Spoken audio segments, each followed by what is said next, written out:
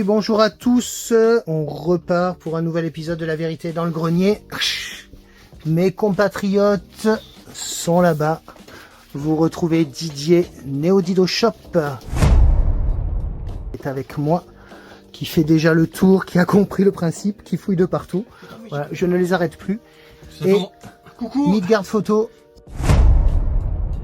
Aiolos Atlas Devi. Pareil, je recherche des trucs un peu improbables et encore on peut pas accéder à tout. Donc vous connaissez le concept, des copains, des amis qui viennent, qui farfouillent un peu dans le grenier pour à la recherche d'items, d'objets, de goodies qui leur font de l'œil, qui ne connaissent pas, qu'ils ont envie de découvrir.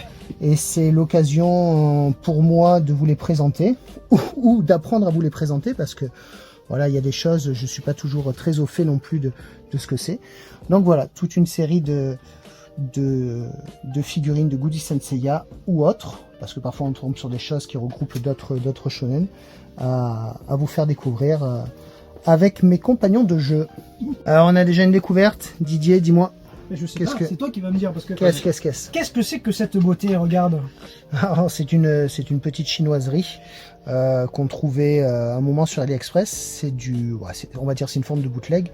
Ils nous ont sorti un petit classeur, des mini classeurs avec des cartes. Mais c'est magnifique. Qui justement reprennent le manga avec les armures qui les armures qui deviennent forme objet et inversement, qui viennent sur les personnages.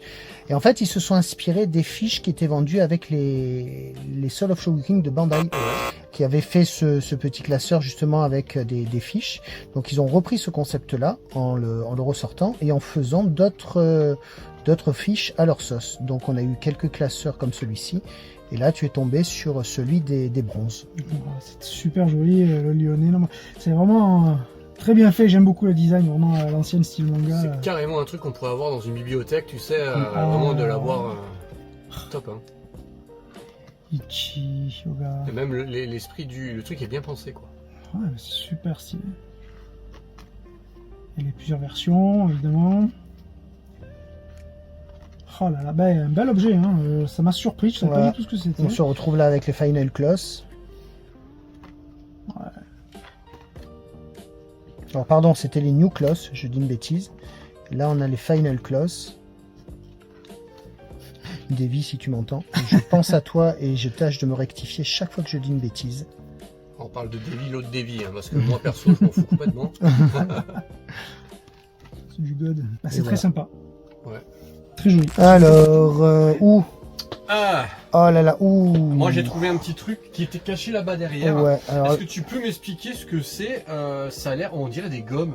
Alors là, tu sais que tu tapes sur du lourd. Ah. Là, tu tapes sur du collector. Là, tu tapes sur du rare. Ok. Donc on a un produit, voilà. On a Bandai qui à l'époque, ça fait partie de tous ces petits goodies, ces petits candy toys, donc qui étaient vendus dans des boules, dans des distributeurs. Donc Bandai en a sorti des tas. Je vais pas vous faire tout l'historique. Il y en a tout un tas sur la plupart des figurines, on va dire, on n'imagine même pas. Effectivement, on a des corps qui sont dans une sorte de gomme. Ouais, c'est une sorte de gomme. Et des armures, une armure amovible en plastique qui se fixait dessus. Donc comme je vous ai dit, on a eu beaucoup de figurines comme ça qu'on retrouvait dans des gommes. Alors celles-ci, ce ne sont pas exactement les mêmes modèles, c'est d'autres modèles. Il y en a eu tout un tas de différentes tailles. Mais on a eu donc celle que tu as là. Et en fait, pour certaines, on a eu d'autres packaging que les boules. On a eu des boîtes comme celle-là. Et entre autres, pour les gold, on a eu deux box qui contenaient 6 gold chacune. Okay. Et ces box avec le temps sont devenues extrêmement rares et difficiles à se procurer. Okay. Et là dedans, donc du coup on a le bélier, le cancer, là on a Milo. En fait, tu as sur la tranche de la boîte, tu retrouves les personnages à chaque fois. Ah, attends, mais je reconnaissais pas là, c'est qui lui? Là tu as le Sagittaire. C'est le Sagittaire là? Oui. Ah, il a le casque, ah, il a le casque qui s'est barré. Bah, je reconnais même pas le Sagittaire, c'est chaud.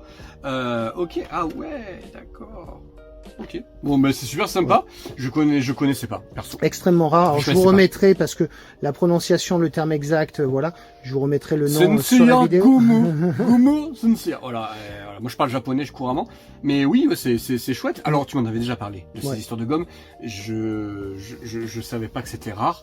Je savais pas que c'était sous ce packaging-là, parce que je m'attendais toujours à du packaging. Gomme, gachapon, voilà. Ouais. Je crois que c'est Keshigomu, si tu vas dire. Ouais, il me semble aussi. Après, voilà, comme je te dis, il y en a eu tout un tas.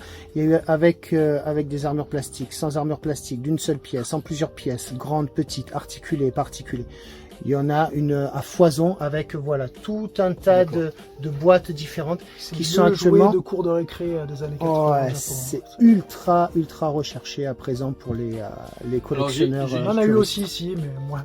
Alors de ce que j'ai compris et ce que j'ai vu dans certaines émissions, c'est que maintenant tous les produits que les écoliers avaient dans les années 80-90 sont ultra recherchés, que ce soit, tu vas me retrouver le nom, les trucs qu'on met sur le table, l'espèce de sous-main. Shitajiki. Ouais, voilà, les shitajiki qui sont vraiment recherchés maintenant.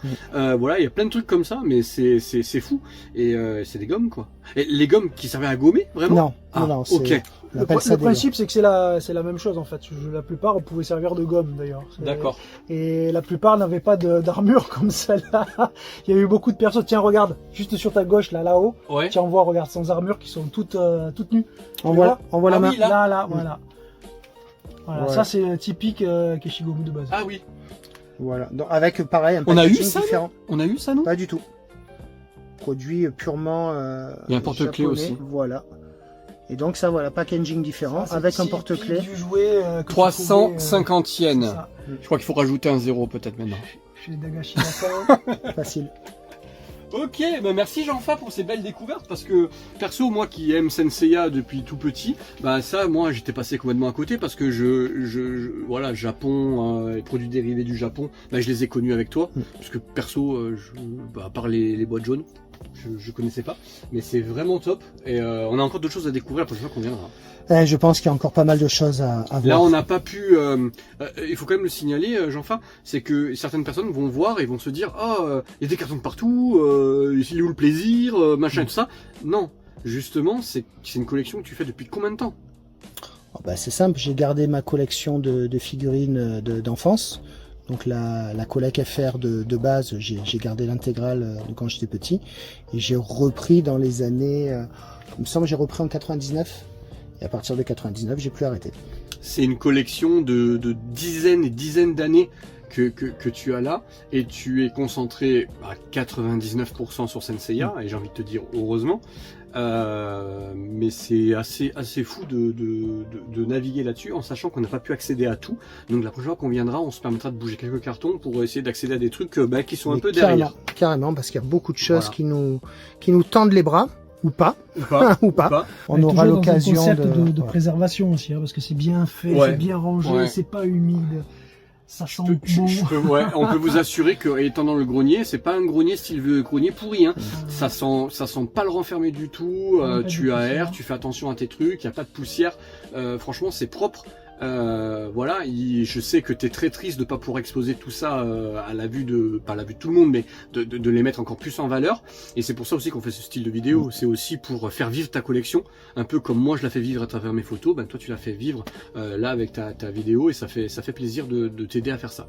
Voilà, vous aurez le plaisir de découvrir dès la prochaine fois d'autres surprises, j'espère. Et moi j'aurai sûrement le plaisir de redécouvrir aussi certaines pièces oubliées dans un coin. Et, il y en a tellement. Et puis je pense que j'aurai d'autres collègues aussi, d'autres invités qui me rejoindront pour les prochains épisodes. C'est ça que tu es en train de dire? Des gens mieux que nous? Que Nenny. Déjà là, c'est... Bon là on est là déjà. À bientôt les amis. À bientôt pour la prochaine.